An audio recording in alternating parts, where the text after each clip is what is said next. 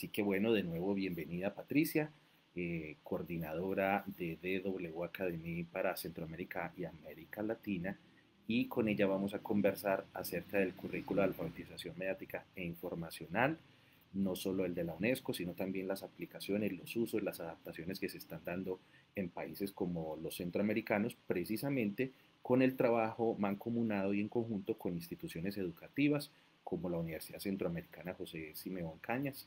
Y así que pues le doy la bienvenida a Patricia, estamos muy contentos de tenerte aquí. Soy yo la que estoy agradecida y feliz de acompañarte, Diego. Un saludo también a todos quienes nos acompañan, tanto en la reunión de Meet como en redes sociales.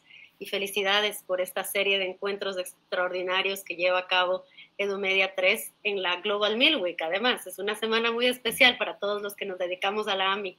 Es verdad, Patricia, está enmarcada dentro de esto que se ha llamado UNESCO Mil Alliance, que reúne a más de 500 organizaciones en todo el mundo, que en más de 11 idiomas estamos promoviendo la educación mediática y la alfabetización mediática informacional.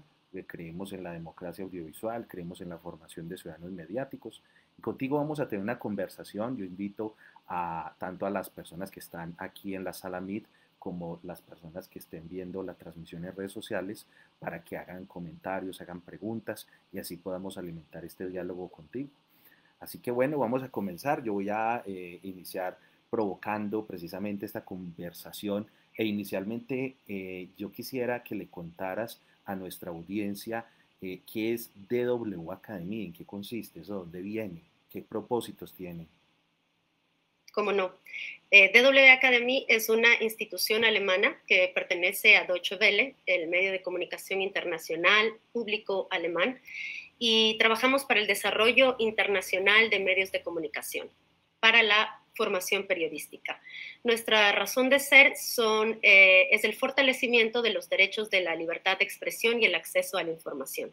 Y en este sentido trabajamos en la transferencia de conocimientos. Por ende, la formación es intrínseca a nuestro trabajo. Como DW Academy acompañamos la implementación de proyectos en algunos campos estratégicos, entre ellos la alfabetización mediática e informacional, con medios de comunicación, con organizaciones de la sociedad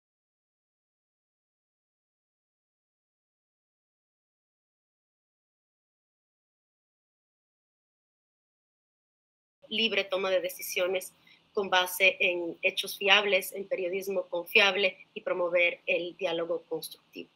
Ah, bueno, Patricia, pues creo que eso nos da una visión también panorámica de lo que es en mí y precisamente con esta empresa mediática. Es decir, también hay como un compromiso y hay una vinculación no solo desde la academia, sino también desde la empresa mediática, desde los periodistas. Es decir, la necesidad de la alfabetización mediática informacional, al parecer, sí es algo que cada vez avanza más con soluciones, con propuestas, con planteamientos. En ese sentido, yo quisiera que conversáramos un poquito sobre el porqué de trabajar con países centroamericanos en este propósito de alfabetización mediática informacional y ahora que han implementado precisamente ese currículo con una plataforma digital que yo vi, que me compartieron, que me comentaron colegas de allí de Centroamérica y a la que tienen acceso pues también profesores, según entiendo.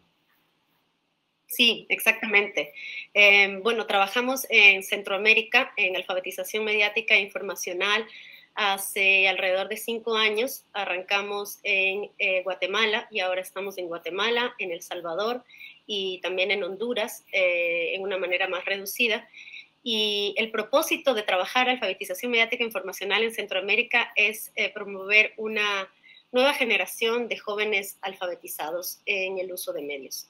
El público objetivo de los proyectos en Centroamérica son jóvenes, aunque también, como lo mencionas, el trabajo va dirigido también a docentes, a comunicadores, a periodistas, para lograr influir en el entorno de este público objetivo juvenil.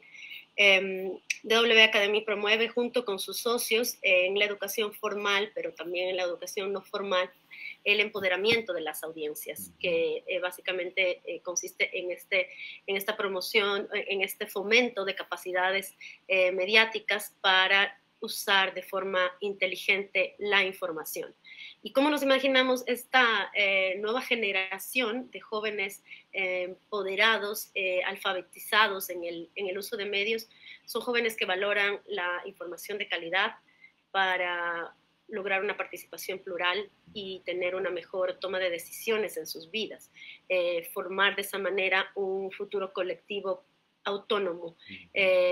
Por ello, la alfabetización mediática e informacional es un aporte esencial a la libre expresión y también una apuesta para una sociedad democrática viva. Ayer que tuvimos charla con Amparo Marroquín, que está vinculada al proyecto de ustedes allí nos decía algo a partir de unas conversaciones que ha tenido con Omar.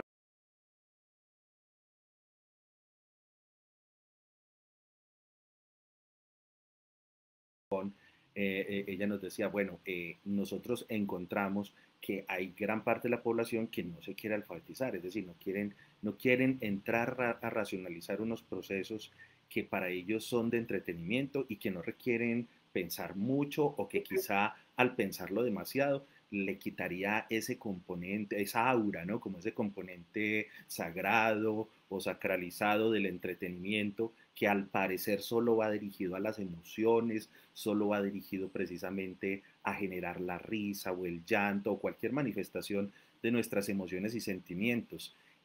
¿Tú compartes esa visión en parte, de alguna manera? ¿Y qué se está haciendo desde DW Academy como para enfrentar ese obstáculo que también es como un reto a la vez?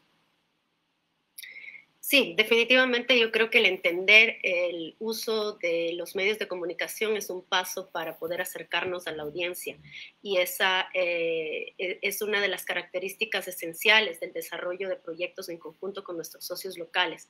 Eh, es interesante, yo lo veo como una dicotomía porque si bien el principal camino de interacción con los medios de comunicación hoy por hoy sigue siendo, sí, el entretenimiento, lo vemos como el momento de ocio, necesito sentirme a gusto, necesito esta aprobación que la conocemos también de la interacción con contenidos de información en redes sociales, pero también siento, yo percibo una urgencia de las audiencias en herramientas concretas para poder defenderse de la manipulación, para poder distinguir la verdad de la mentira, para poder reconocer los riesgos en una cadena de WhatsApp que no sé de dónde la envían. Y creo que eso es no solamente legítimo, sino que es absolutamente urgente y necesario que podamos entregar a los jóvenes, pero a distintos grupos sociales, herramientas para poder cuidarnos e interactuar de manera más responsable, pero también protegernos en la esfera digital, pero también en la esfera análoga. En ese sentido, con todo esto que nos vienes contando, ¿cómo fue el proceso de construcción del currículo AMI con la Universidad Centroamericana, con otras instituciones educativas de allí de El Salvador, por ejemplo? Sí, ha sido un proceso muy orgánico. Nosotros en El Salvador trabajamos con nuestros dos socios locales, la Universidad Centroamericana José Simeón Cañas, que la mencionas hace un momento, la UCA, y con la Escuela de Comunicación Mónica Herrera. Ellos, estas dos universidades trabajan de una manera orgánica y muy dinámica desde hace algunos años, y con ellos establecimos este asocio para arrancar con para dar continuidad a un estudio de entendimiento de uso de los medios de comunicación de las audiencias jóvenes aquí en El Salvador. Era un trabajo que ellos ya ya lo venían promoviendo antes de la pandemia, y esta línea de base fue muy interesante para poder establecer una comparación de cómo la pandemia, la llegada de la pandemia, cambió estos hábitos de interactuar con los medios de comunicación, de entender a la información. Y en ese momento pasan reconocimiento del fenómeno de la avalancha de información a la que estamos enfrentados constantemente de una manera muy clara a nivel global. El llamarle infodemia al problema es un antes y un después. Nosotros veníamos hablando de alfabetización mediática e informacional en años atrás y había un interés, pero no había esa desesperación y esa necesidad de esto es algo que necesitamos urgente, porque no tenemos la guía, porque estamos todos enfrentados a esta avalancha de información y tener tantas fuentes cerca puede ser el camino a la verdad o a encontrar distintas fuentes que nos ayuden a formar nuestra opinión, pero también puede ser el camino a multiplicar las dudas. Entonces, en 2019 nosotros llegamos a establecer el primer contacto con las dos universidades en El Salvador y pudimos unirnos a estos esfuerzos para apoyar la conducción de una segunda fase de este estudio investigativo, lo cual derivó en la publicación del estudio ACDC, antes de la pandemia, antes del COVID y después del COVID, aunque más bien es durante el COVID, y fue un levantamiento de datos de cómo se relacionan los salvadoreños con los medios de comunicación. Y ese fue el primer esfuerzo. A raíz de los resultados se desarrolló la primera oferta de formación en alfabetización mediática e informacional que tuvo como inspiración un programa digital de un programa e-learning que nació en Guatemala y se llama Amidual todavía sigue implementándose con cientos de jóvenes y miles de voluntarios docentes. Fue una de las primeras ofertas en e-learning para formar a docentes durante la pandemia y así nace la introducción a la alfabetización mediática e informacional que se llama Pienso y luego Cliqueo, de las dos universidades, y a raíz de ello nace un poco más la urgencia de hacerlo como un centro de experimentación, además de conducir investigación y luego aterrizarla, como mencionas hace un momento, estos hallazgos bastante pues, numéricos y combinarlo con la teoría que puede ser muy abstracta, cómo llevamos esto a la cotidianidad de la gente, cómo transformamos en métodos que sin darnos mucho cuenta podamos aprender a instalarlo en nuestros hábitos diarios para parar cuando tenemos que parar frente a un mensaje mediático, para observarnos cuando tenemos que observarnos, cuando un titular, cuando una información que nos llega en la intimidad tan cercana de las redes sociales, de momentos también como de tanta tranquilidad o de mucho estrés, y cómo influyen en la construcción de nuestro pensamiento individual, de nuestro imaginario colectivo, y luego eso deriva en acciones colectivas que definen el futuro de un país, de nuevas generaciones. Entonces así nace el Alfa Beta Media Lab, que es el proyecto más joven que tenemos en este momento en Centroamérica, pero que ha dado pasos increíbles y ahora es el centro de innovación para la alfabetización mediática e informacional de nuestros socios en Centroamérica. Qué maravilla todo esto que nos cuentas, este viaje, este recorrido. Ahorita te vamos a pedir que nos compartas algunas imágenes de esta experiencia que has tenido, pero antes de eso, se me ocurre hacerte una pregunta en este sentido. Décadas atrás se hablaba mucho en los estudios de comunicación y de medios de una categoría de análisis, incluso que denominaron eduentretenimiento, ¿cierto? O edutainment, como para señalar que las audiencias en la exposición frente a los medios como la televisión, digamos, encontraban algún componente formativo sin que un programa, concurso, por decir algo, se propusiera educar o, digamos, de alguna manera formar a la audiencia, pues la gente sustraía como desde su condición, desde su experiencia sensible, desde su contexto, sustraía algún aprendizaje. Pero aquí estamos viendo otra cosa, que estamos viendo unos comunicadores, unos investigadores, unos pedagogos y también profesionales de otras áreas interviniendo específicamente en el diseño y elaboración de unas herramientas que alfabeticen a la población y lo haga de manera entretenida. Entonces sigue ese componente lúdico, pero no se ha perdido, pero ya no solo es dejar a la gente sola, sino acompañarla y motivarla también. Un proceso como de autoaprendizaje. ¿Cómo han vivido ustedes esa experiencia como grupo, como colectivo, desde la coordinación que tú has hecho en los diferentes países, cómo se ha dado esa intervención ya en la vida concreta y específica de cada contexto y de cada ciudadano.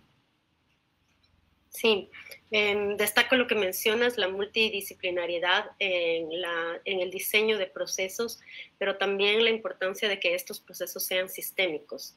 Y allí destaco puntos que nos ha permitido medir resultados palpables de no solamente adquisición de conocimientos cognitivos, sino de transformación de actitudes, que al final es lo que busca la alfabetización mediática informacional. Son procesos muy cercanos al público, son procesos innovadores y cada vez con mayor solvento en la investigación. Entender cómo funcionan las audiencias. Hablamos de los jóvenes como público objetivo central, pero los jóvenes son muy diversos. Y entender la relación de estos jóvenes, que los jóvenes tienen con la información, con los medios de comunicación, es entender cómo se construyen sus opiniones y luego cómo se fraguan sus acciones. Entender los códigos culturales, poder hablar el lenguaje, elegir los formatos con los que ellos generan mejor conexión. Eso es un componente del entretenimiento. Yo puedo diseñar o pensar que un juego es divertido porque a mí me parece divertido y acercarme a un público joven, adolescente, que le parece aburridísimo y no funciona para nada. Entonces, por un lado, la investigación ayuda mucho a eso, a hacer mucho más asertivo este proceso de creación y diseño de metodologías o de procesos de formación sistémicos y luego sí probar, experimentar con metodologías donde desde el diseño involucran a los jóvenes. Y yo creo que eso es absolutamente esencial. Acá en El Salvador se adoptó también, por tomar nuevamente un ejemplo de cuánto se ha aprovechado las experiencias que ya funcionaron o de lo que no funcionó también viene en otros países y tiene que ver con las metodologías lúdicas, que básicamente consiste en elegir un modelo de juego que le guste al colectivo seleccionado, llámese un Jenga, por ejemplo, o una memoria. Todos hemos jugado las cartas a buscar los pares y las memorias. Con base en experiencias previas de este tipo de metodologías, se desarrolló en El Salvador un AmiTrip, que básicamente es una plancha, una superficie que va sobre el piso y se asemeja al parchís, que seguramente lo conocen o dice algo para ustedes. Y es un recorrido para enfrentarse a retos, retos que son de qué hacer frente a una fuente que no te muestra la fecha, que no te muestra un autor, que desde el titular te plantea una respuesta absoluta y de un tema absolutamente urgente en la cotidianidad, y qué hacer frente a eso. Combinándolo, sí, con retos de adivinanzas o de baile, de reconocer o hablar sobre alguna tendencia de TikTok. Y ese es un camino, es una puerta para llevar al diálogo temáticas que no siempre están en nuestra cotidianidad, pero que sí están influyendo en la construcción de nuestras opiniones.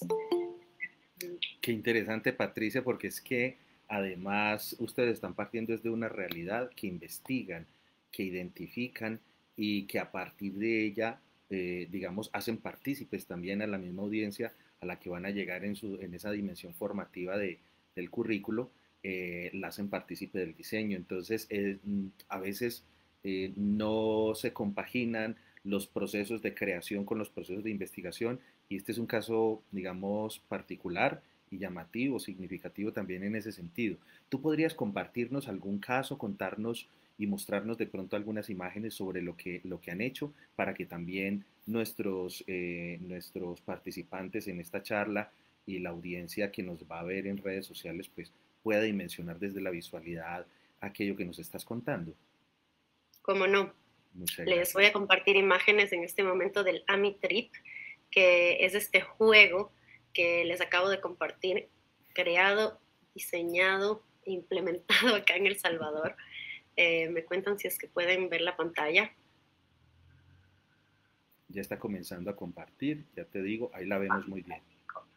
Ok, muy bien. Entonces ahí está la superficie del piso que les comento hace un momento cómo funciona. Es un recorrido, por eso se llama AmiTrip, donde los participantes lanzan los dados, caen en una casilla, responden a retos y preguntas que también van cambiando porque, como decía hace un momento, este entendimiento de cuál es nuestra relación con los medios es cambiante, está en movimiento y especialmente en audiencias jóvenes cambia tan rápido como cambian las tendencias. Entonces esto hace que la metodología también sea lo suficientemente flexible para adaptarse a los temas que ahora son interesantes y seguramente mañana ya no tanto. Cómo funciona el AmiTrip y también otras ofertas de formación que además son gratuitas y que periódicamente las ofrece el Alfa Beta Media Lab de la UCA y de la Escuela de Comunicación Mónica Herrera, las pueden encontrar en la página alfabetamedia.org, que la miran en este momento en la pantalla. Pero existen también otras metodologías lúdicas y hablando de entendimiento de códigos culturales para diseño asertivo y personalizado de los públicos objetivos con quienes trabajamos, les comparto esta experiencia de Guatemala que se llama Tinamit y es también es uno de los juegos más nuevos. Esta es una novela visual digital. También lo encuentran en la página web que la miran en este momento en la pantalla y este es un juego que representa, es un enlace donde las jugadoras, los jugadores ingresan a una ciudad, a un pueblo, donde se encuentran con la cancha de fútbol, con la iglesia, con la biblioteca, representa las realidades locales, rurales, que el proyecto en Guatemala ha estudiado y ha capacitado en distintos formatos. Pero ¿qué es lo que logra representar el Tinamit? Son 5 personajes que los ven también acá, Lupita, Cristian, Mark, Ana y Sofía, que van a ir contando sus historias a medida que el usuario, la usuaria responde preguntas a manera de quiz y también mira cómo va avanzando la historia a manera de una novela visual. Y el usuario toma las decisiones por los personajes y sin pronunciar el concepto de AMI, al final cómo esta toma de decisiones puede cambiar el futuro de una persona. Para contar un poco más de la concepción de este juego, Tinamit es la palabra en la mayoría de idiomas mayas que significa pueblo. Y dentro de la palabra también se esconde el AMI, la alfabetización mediática e informacional. Y para seleccionar el tipo de historias a las que se enfrentan estos personajes, se recorrió estas estaciones, un levantamiento de información, un sondeo exploratorio, la fase investigativa, para entender cómo se relacionan los jóvenes indígenas con las redes sociales, con los medios de comunicación, cuáles son las sensaciones que donde sienten limitaciones, dónde se necesita trabajar más, cuáles son los ejemplos de temas o de situaciones cotidianas que los pone a ellos en particular vulnerabilidad para que sean víctimas de un ataque, de una noticia falsa, de una tendencia que puede poner en riesgo su vida. Y se plasma en personajes que ayudan a que ellos se sientan identificados, pero no moralizar el uso de medios de comunicación de la forma en que les gusta a los jóvenes. Esto es el Tinamit de Guatemala. Esto fue combinado también con el con una serie de procesos de capacitación a jóvenes frente a la cámara para creación de sus propios contenidos a manera de empoderamiento y acción, de cómo hablarlo en su comunidad de estos temas. Puede ser de seguridad digital, pero también puede ser de imágenes manipuladas, de discurso de odio detrás del humor que muy fácilmente se esconde y se normaliza en nuestras sociedades, y también de procesos de acompañamiento a docentes, a comunicadores locales, para que en el entorno de los jóvenes también vayan sucediendo estos cambios. Y todo esto se lleva a cabo con acompañamiento de capacitación. Y tal vez un ejemplo más para no extenderme mucho, si es que hay preguntas podemos también arrancar con otros ejemplos. Les voy a compartir un video de una metodología también bastante nueva que viene de Guatemala para jóvenes en condición de vulnerabilidad por situaciones de violencia como público principal, pero también se ha probado con otros grupos de jóvenes, principalmente del área urbana en este caso. Les voy a poner primero el video y ahora les cuento un poquito más.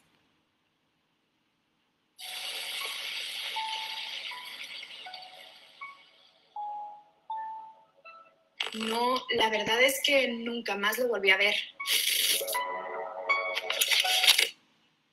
Oh, no.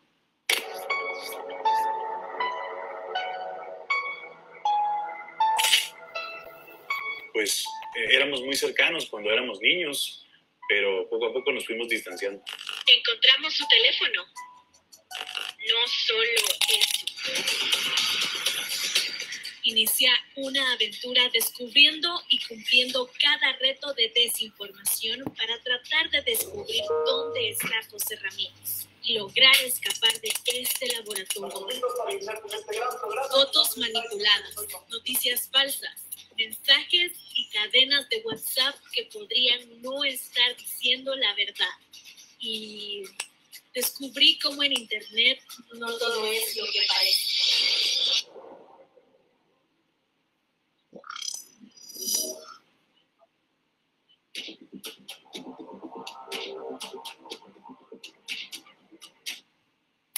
En Internet no todo es lo que parece.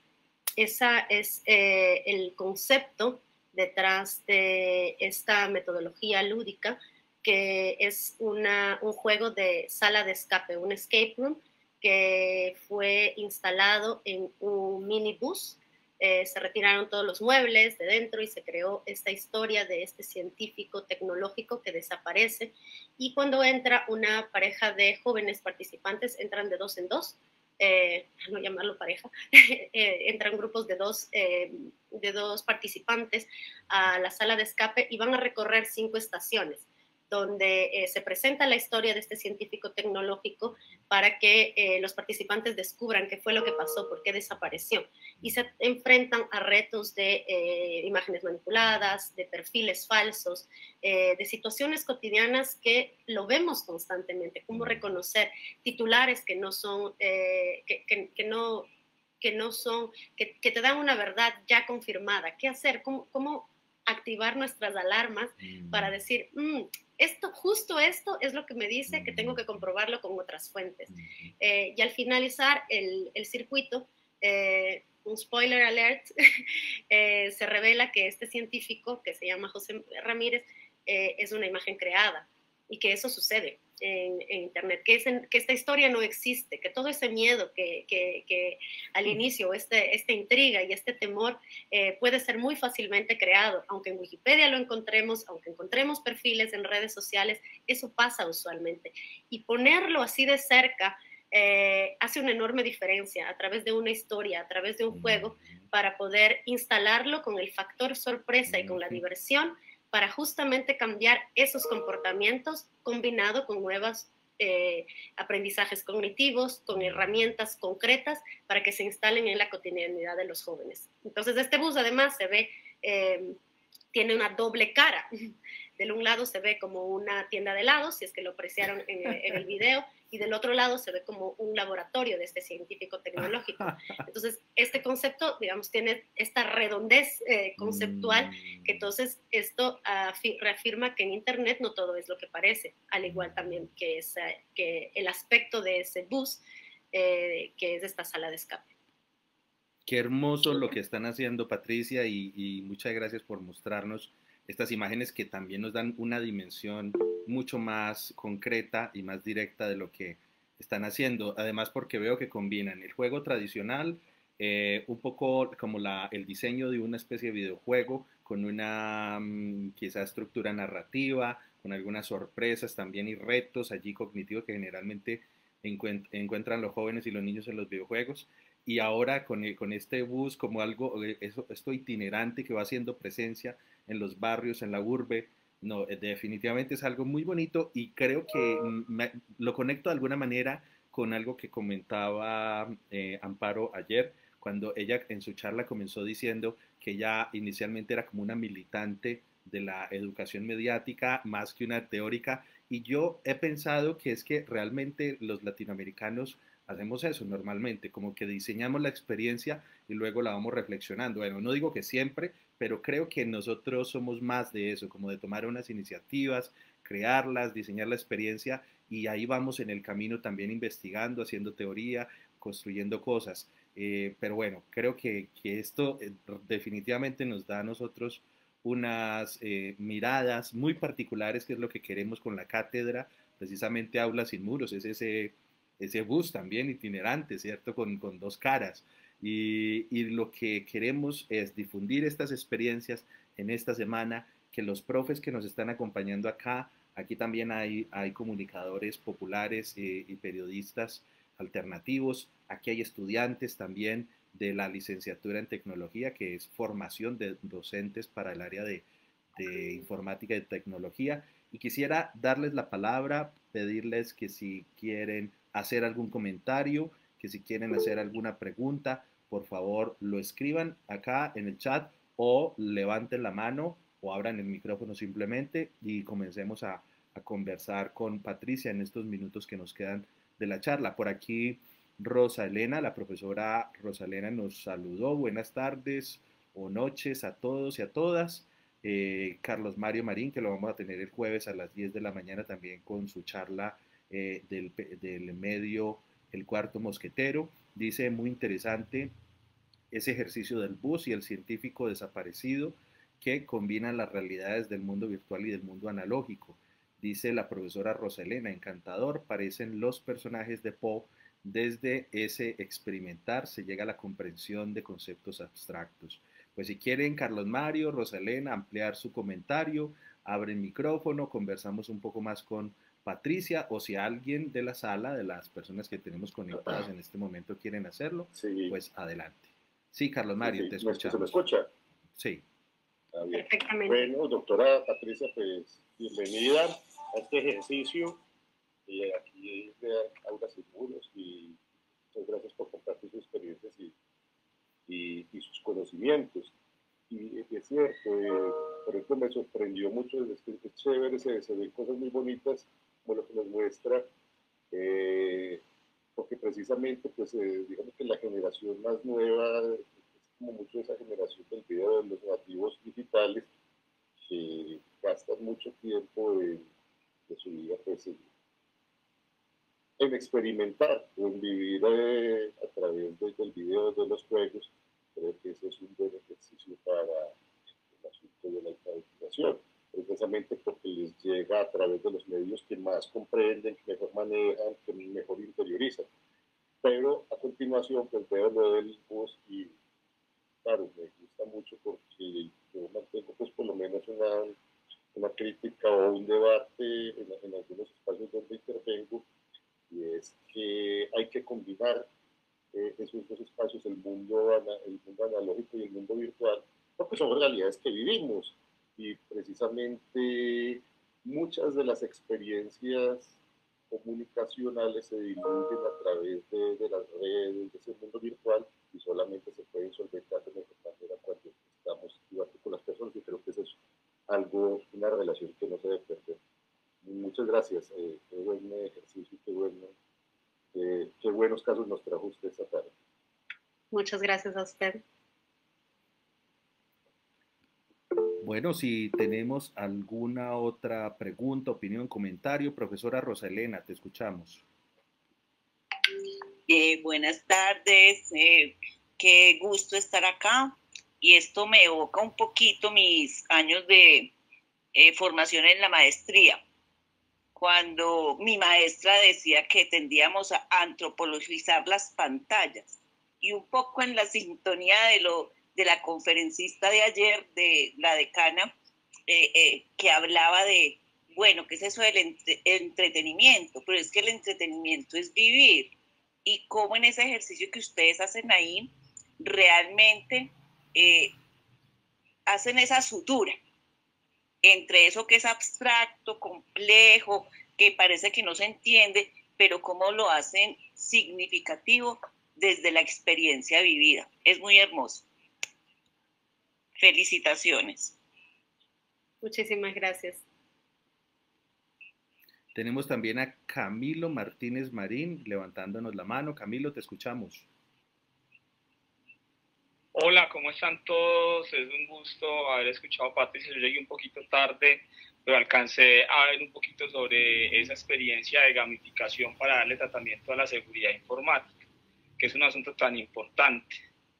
Y no puedo dejar de reflexionar cómo le pueden servir este tipo de ejercicios, sobre todo a profesionales que pensaron que se incrustaban en carreras en las que nunca iban a tener que interactuar con un software, con un sistema, y hoy estamos presenciando una transición absoluta de todas las ciencias a moverse en un espacio digital.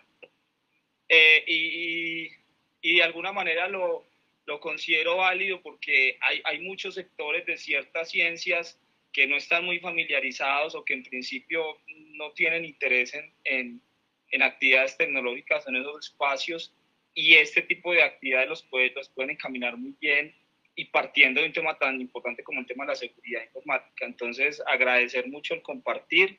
Seguramente estaré revisando algunas de las estrategias compartidas para mirar cómo la podemos llevar también a nuestras aulas, y bueno, un saludo para todos. Un saludo también.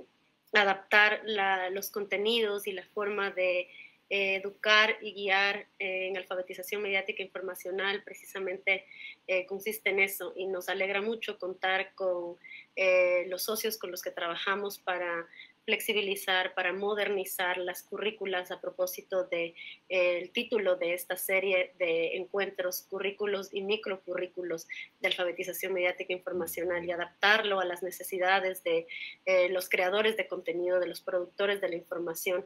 Es también transformar la demanda de contenidos, que es básicamente empoderar a las audiencias. Sí, pues, total. Y me venía la idea de algo, y es cómo todos los docentes de todas las áreas, independientemente de la carrera, necesariamente tenemos que volvernos buenos o doctos en este tipo de herramientas, porque permiten la dinamización del ejercicio educativo, pero porque las profesiones también ya requieren que al menos un 30% del perfil del egresado tenga que ver con manejo de tecnologías, y no como cultura general, sino como una verdadera competencia. Y ahí es donde radica esa importancia.